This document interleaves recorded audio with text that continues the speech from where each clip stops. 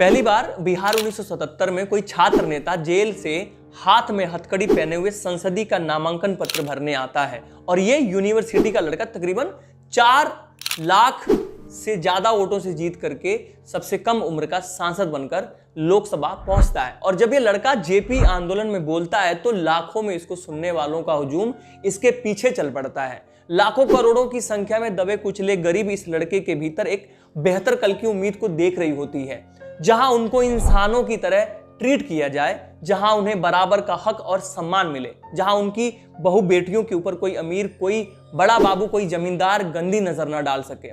जिन लाखों करोड़ों लोगों की आवाज का गला घोंट दिया गया था, जिनका मुंह तो था पर बोल नहीं सकते थे, उन लोगों को इस लड़के के अंदर अपनी आवाज नजर आ रही थी। हालात इतने बुरे थे कि दलितों को बड़े लोगों के घर के सामने से निकलते टाइम अपने चप्पल को अपने सर के ऊपर रख करके निकलना पड़ता था। गरीब और दलित अच्छा कपड़ा नहीं पहन सकते थे, वो कुर्सी पर नहीं बैठ सकते थे। लालू प्रसाद यादव डोम मुसहर तबके के बच्चों को नहलाना, नाखून कटवाना व स्कूल जाने पर प्रतिदिन 1 रुपए देने की उन्होंने योजना चलाई।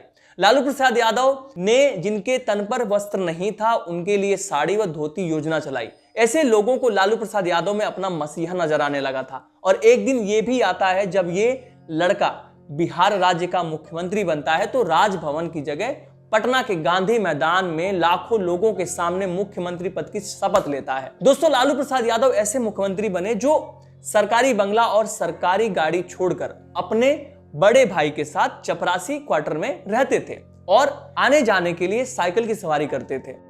इन्होंने बिहार के अशोक राजपथ, बुद्ध रोड, कदम कुआं रोड पर रिक्शा वालों, ठेली वालों और गरीब मजदूरों के लिए 300 रैन बसेरे बनवाए। ये पहले ऐसे मुख्यमंत्री बने थे जिसने पटना क्लब की 60% जमीन को वंचितों को रिजर्व कर दिया था, जहां दलित और गरीब अपने घर की शादियों का सेलिब्रेशन कर सकते थे। इसके पहले इनके लिए एक सपना था जो कि पॉसिबल नहीं था। दोस्तों, ये ऐसे पहले मुख्यमंत्री बने थे जिसने 600 ब्लॉक्स में 60,000 से ज्यादा आवासों का निर्माण कराया।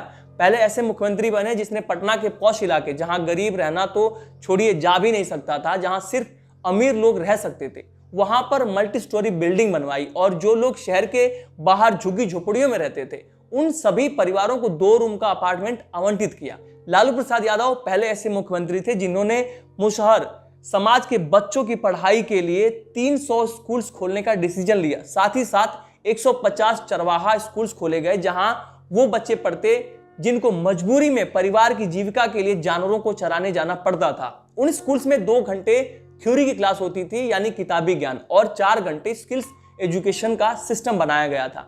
वहां बच्चों को मुफ्त में कपड़े, कलम, किताब के साथ साथ मिड डे मील की सुविधा भी मिलती थी और बच्चों को 100 रुपए महीने की स्कॉलरशिप का भी प्रावधान था। दोस्तों, ये वर्ल्ड का ऐसा पहला स्कूल था जो लालू जी के विजन का हिस्सा था, पर अनफॉर्चुनेटली ये लंबे टाइम तक चल नहीं पाया। आपको हैरानी होगी कि ऐसी सुविधा अमेरिका में भी होती है।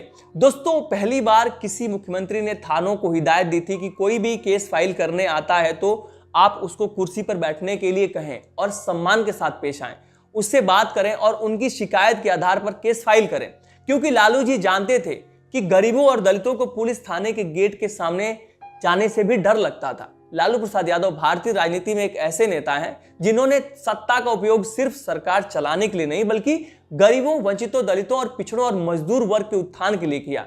उनका पॉलिटिकल करियर संघर्ष और समाज के दबे कुचले लोगों की आवाज बनने का सफर रहा है। लालू प्रसाद यादव ने शोषितों, वंचितों, गरीबों के लिए काम किया, कुलियों को सरकारी नौकरी दी, महिलाओं के लिए पीरियड की छुट्टियों का प्रावधान किया, लड़कियों को पढ़ाने और आगे बढ़ाने में काम किया। लालू प्रसाद यादव ने बिहार की राजनीति में एक नया कल्चर, जहां गरीब और दलित समाज से आने वाले लोग भी विधायक, सांसद और मंत्री बन सकते थे। उन्होंने सत्ता के दरवाजे उन लोगों के लिए खोले जो इससे पहले कभी राजनीति में शामिल नहीं हो सकते थे। उन्होंने रिक्शा चालक, छोटे दुकानदार, मजदूर और गरीब तबके के लोगों को टिकट दिया और उन्हें राजनीति में आगे बढ़ाया। इससे न केवल सोसाइटी में इक्वलिटी आई बल्कि डेमोक्रेसी यानी हमारे लोकतंत्र की जड़ें और भी मजबूत हुई। रेल मंत्री के रूप में क्रांतिकारी कदम। दोस्तों, जब लालू प्रसाद यादव 2004 में रेल मंत्री बने तो भारतीय रेलवे को एक डूबता हुआ जहाज की तरह सरकारी संस्थान माना जा रहा था, लेकिन उन्होंने 5 साल के अंदर रेलवे को रिकॉर्ड 90,000 करोड़ रुपए के मुनाफे में बदल दिया था। बिना किराया वो भी बढ़ाए हुए। उनके सुधारों को इतना प्रभावी माना गया था कि IIM Ahmedabad, Harvard university America और कई इंटरनेशनल इंस्टीट्यूट में Lalu model of railway management पढ़ाया जाने लगा। लालू प्रसाद यादव का रेलवे मॉडल दुनिया भर में चर्चित रहा था। उनके मॉडल्स को the turn around of Indian railways के नाम से हार्वर्ड यूनिवर्सिटी अमेरिका में पढ़ाया गया। लालू प्रसाद यादव ने भारतीय रेलवे को एक नई ऊंचाई पर पहुंचाया। अब कुछ व्हाट्सएप यूनिवर्सिटी वाले आएंगे और कमेंट बॉक्स में लिखेंगे कि लालू ने तो रेलवे का लोहा बेचकर मुनाफा दिखाया था। तो भाई तुम सारे ये सुन लो और अपनी जीके को थोड़ा सा दुरुस्त कर लो, ठीक कर लो। तो दोस्तों आइए कुछ पॉइंट्स में समझते हैं कि कैसे लालू प्रसाद यादव ने भारतीय रेलवे को एक प्रॉफिटेबल और कुशल ऑर्गेनाइजेशन में लाकर खड़ा कर दिया। माल ढुलाई से रेलवे की कमाई बढ़ाई। भारतीय रेलवे की असली कमाई मालगाड़ी ट्रेन से ही होती है। लालू प्रसाद यादव ने इसे सुधारने के लिए कई बड़े स्टेप्स उठाए जो आज भी कारगर है। मालगाड़ियों की क्षमता बढ़ाई। पहले एक मालगाड़ी में 2200 टन सामान ढोया जाता था, लेकिन लालू प्रसाद यादव ने इसे 2650 टन तक बढ़ा दिया था। मालगाड़ियों की लंबाई बढ़ाकर अधिक माल ढोने की परमिशन उनके द्वारा दी गई थी। कम खर्च में ज्यादा माल ढुलाई होने से रेलवे की कमाई कई गुना बढ़ गई। फ्लेक्सिबल रेट पॉलिसी लागू करना। दोस्तों पहले रेलवे में मालगाड़ियों के लिए फिक्स्ड किराया था, जिससे व्यापारी यानी बिजनेसमैन जो थे रोड से सामान भेजना पसंद करते थे क्योंकि वो उनको ज्यादा सस्ता लगता था। लालू प्रसाद यादव ने डायनामिक प्राइसिंग यानी फ्लेक्सिबल फ्रेट प्राइसिंग लागू की, जिससे बड़े व्यापारियों को छूट मिलने लगी। इससे रेलवे में जो है माल ढुलाई की बुकिंग 50% तक बढ़ जाती है। कोल इंडिया और बड़ी कंपनियों से सीधा करार। रेलवे ने Coal India, Tata steel authority of India यानी सेल जैसी बड़ी कंपनियों के साथ समझौते किए। इससे बड़े लेवल पर कोयला, स्टील और अदर सामानों की ढुलाई रेलवे के द्वारा शुरू हुई। इस तरह रेलवे की माल ढुलाई से 40,000 करोड़ रुपए की ज्यादा कमाई हुई। गरीब रथ ट्रेन, आम आदमी के लिए सस्ती एसी ट्रेन, गरीब और मध्यम वर्ग के लिए गरीब रथ नामक सस्ती एसी ट्रेनें शुरू की गई।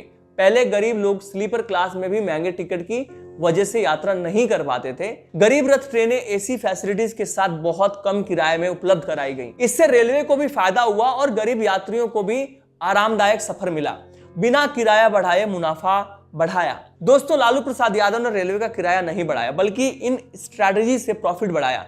ट्रेन की सीटों और डिब्बों का पूरा इस्तेमाल किया। हर ट्रेन की हर सीट भरी हो, इसके लिए तत्काल स्कीम को और भी ज्यादा मजबूत किया। रेलवे की पॉपुलर ट्रेन मतलब जिस रूट पर बहुत ज्यादा लोग ट्रेन से ट्रैवल करते थे, उनमें 2-3 एक्स्ट्रा डिब्बे जोड़ दिए गए, जिससे रिकॉर्ड 15% अधिक यात्री सफर करने लगे, जिससे रेलवे की इनकम बढ़ गई। स्टेशनों की सुविधा बेहतर की, खर्च कम करके रेलवे को मुनाफे में बदला। रेलवे का पब्लिक प्राइवेट पार्टनरशिप मॉडल लागू किया। लालू प्रसाद यादव ने रेलवे का निजीकरण यानी प्राइवेटाइजेशन नहीं किया, बल्कि पब्लिक प्राइवेट पार्टनरशिप यानी PPP मॉडल अपनाया। उन्होंने रेलवे के गैर जरूरी कामों को प्राइवेट कंपनियों को आउटसोर्स किया, लेकिन रेलवे पर गवर्नमेंट का कंट्रोल बना रहा। इससे रेलवे का प्रशासनिक खर्च 30% तक कम हो गया। गैर जरूरी सरकारी खर्च में कटौती की। रेलवे के ऑफिसों में कागजी कामकाज कम किया और डिजिटल सिस्टम लागू किया। पुरानी ट्रेनों के इंजन और डिब्बों की मरम्मत कर दोबारा इस्तेमाल में लाया गया, जिससे नए इंजन खरीदने का खर्च बचा। रेलवे को पीपल फ्रेंडली बनाया गया।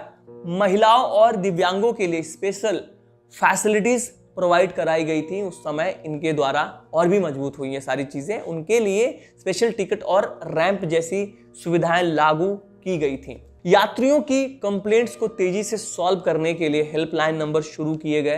टिकट बुकिंग, रिजर्वेशन और पूछताछ की ऑनलाइन सुविधा उपलब्ध कराई गई। दोस्तों कूलियों को सरकारी नौकरी। लालू प्रसाद यादव जानते थे कि रेलवे स्टेशन पर कूली का काम करने वाले लोग गरीब और मजदूर परिवारों से ही आते हैं। उनके लिए सरकारी नौकरी का सपना पूरा करना इम्पॉसिबल था, यानी असंभव था। इसलिए उन्होंने हजारों कूलियों को रेलवे में स्थायी नौकरी देने का आदेश दिया।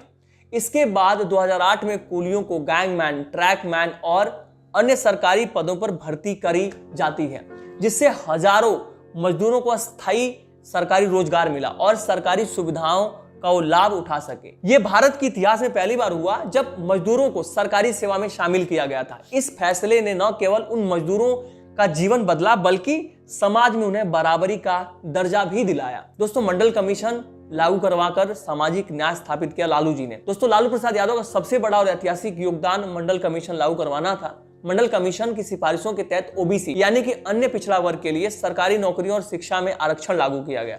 इससे पिछड़ी जातियों और गरीब वर्ग को सरकारी नौकरियों में अवसर मिला और ये समाज में समानता के हकदार बने। उन्होंने बिहार में 27% ओबीसी आरक्षण लागू करवाया, जिससे लाखों गरीबों को रोजगार और शिक्षा मिली। मंडल कमीशन लागू करवाने के लिए उन्हें जान से मारने तक की धमकियां मिली थी, लेकिन वे सामाजिक न्याय की लड़ाई से पीछे नहीं हटे।